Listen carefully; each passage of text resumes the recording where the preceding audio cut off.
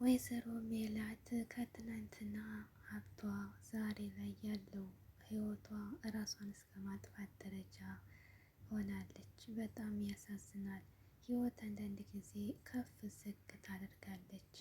ነገር ግን ደግሞ አንዳንድ ጊዜ ለመጀመሪያ ጊዜ ህይወት ዝብርቅርቅ ስታደርግብን ለመጀመሪያ ጊዜ በጣም ተስፋችን ይቆረጣል።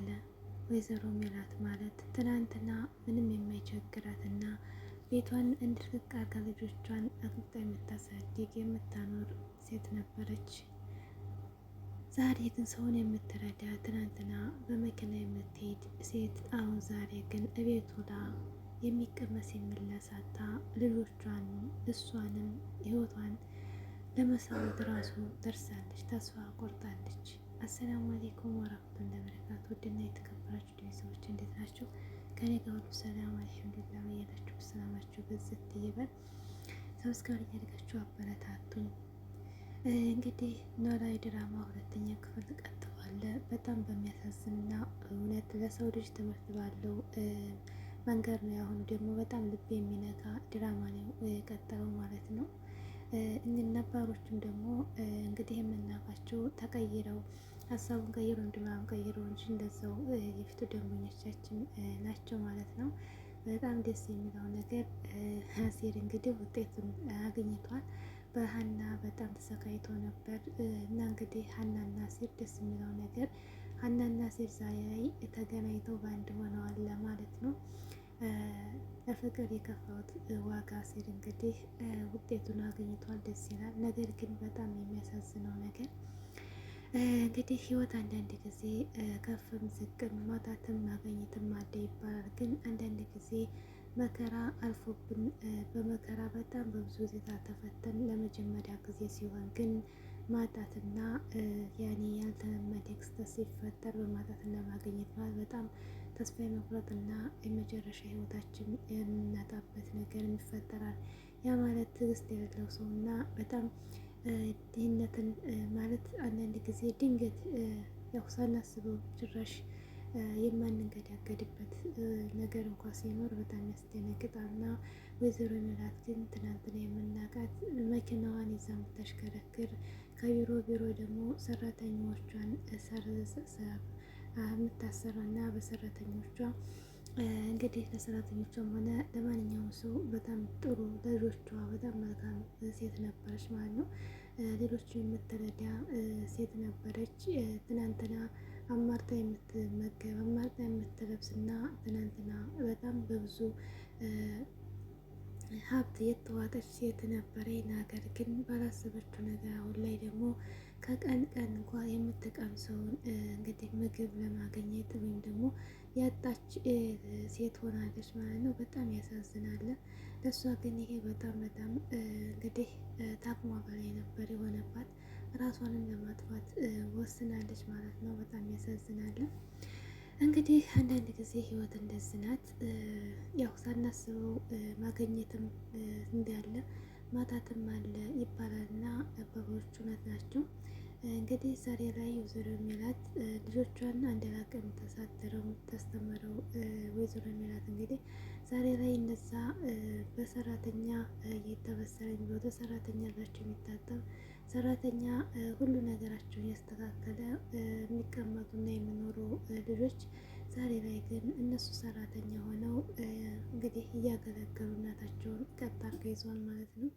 ለእነሱም በጣም ህይወት ጨለማ ነው የሆነችባቸው። ምክንያቱም ትናንትና ምንም አይስራ ሲያውቁ በሰራተኛ እንግዲህ የሚኖሩ ሰዎች ዛሬ ግን እነሱ ሰራተኛ ሆነው የስራን ድካምና የስራ ሁኔታ የሚያውቁ ልጆች ድንገት ግን ማዕበል ነው የተጫነችው ማለት ነው። ህይወት ከባድ ናት። ግን አንዳንድ ጊዜ ደግሞ ሲፈተንም ደግሞ ፈተናው ለበጎ ነው ይባላል። እንግዲህ ወይዘሮ ሜላት በጣም ቤቷ ተበጥብጦ ሁሉ ነገር እናታ እንግዲህ ተቀምጣለች ማለት ነው። ገንዘቧን ተረት ራሱ ሰው በሚያመጣላት እና ልጆቿ እንግዲህ በየቀን እየሰሩ የቀን ስራ እየሰሩ የሚያመጡላትን ነው ምግብ ራሱ የምትመገቡ። በጣም ያሳዝናል። ሀይቀን አንዳንድ ጊዜ ማጣት ከባድ ነው። ማጣት ይኖራል። ግን ቀስ እያሉ ማጣት እና ደግሞ ያገኙትን ሀብታም ወይም ተፎቅ ላይ አንድ ጊዜ ወደ ታች ተንጠልጥሎ መውደቅ በጣም ከባድ ነው ማለት ነው። እና ምንም የምትንገዳገድበት እንኳን ነገር ሳይኖራት አንድ ጊዜ እርግፍ ብላ በጣም ጨለማ ህይወት ስትሆንባት ለሷ በጣም ከባድ ነው። እናም እንግዲህ ፍርድ ቤትም በአሁኑ እንግዲህ ገንዘብ አለ ሁሉ ነገር ለሁሉ ነገር ገንዘብ ነው እና ፍርድ ቤትም ስትመላለስ እንደማይሆንለት እና ገንዘብ ከሌለ ምንም ነገር መስራት የማትችል ራሷን ታምነዋለች።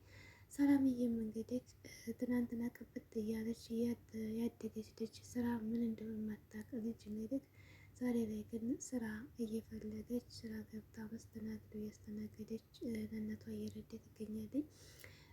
ሀናም እንግዲህ ከአሲር ጋር ነው። አሲር ደግሞ በጣም ደስ የሚለው እንግዲህ አሲር ያሳለፈውን ህይወት እናውቃለን። ያን ጊዜ ያው የቀን ምግብ ራሱ እያጣ አስፋልት ላይ እየተኛ በጣም ብዙ ነገር እየለመነ ነበር ያሳለፈው። እየራበው እየጠማው ነበር ያሳለፈው እንግዲህ እና ያን ህይወት ደግሞ በዛ ትዕግስት ታግሶ እንግዲህ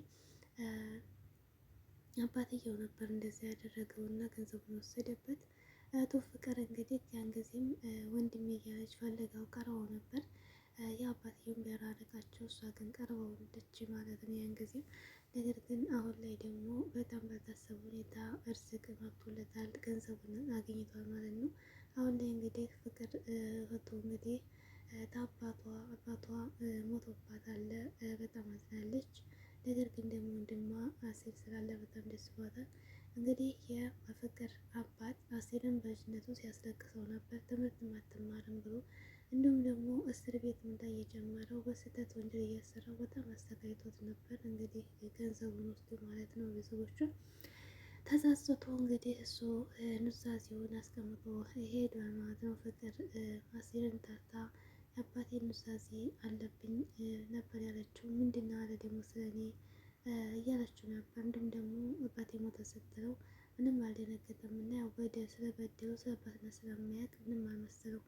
እንደው አባቴ ገንዘቡን እንዲሰጥክ አድርጎ ማነው ኑዛዜ ሰጥቶኛል ብላ የግድ ተቀበላት ማለት ነው። እንዲሁም ደግሞ አልቀበልም ብሎ ነበር። እኩል እንካፈላለን ስራ ጀምራለሁ ብሎ ተባብለው ያበሳል ስል እንግዲህ አሁን ጥሩ ሁኔታ እየኖር ነው። እንዲሁም ደግሞ ታምቹ አጎቱ በሚልክለት እንግዲህ ድርቅቅ እያለ ያንንም አባት እንግዲህ እንዲለቀቅ ማግኘት ሲኖር መውደቅም አለ እያለው እሱ ደግሞ ከሜላት አለመማሩ በጣም ይገርማል። ገንዘብ ቢያገኝ በጣም የተንደላቀቀበት ማለት ነው። እንግዲህ ወይዘሮ ሜላት ትናንትናም እንደዛ ነበረች፣ ግን የሚያሳዝነው ህይወቷን ልታጣ ነበር። ድንብላ በመሆኗ እንግዲህ ህይወቷን አትርፋታለች። ብቻ ትናንትና ያየናት ዛሬ ምስቅልቅል ብሎባት ማጣት በጣም ከባድ ነው።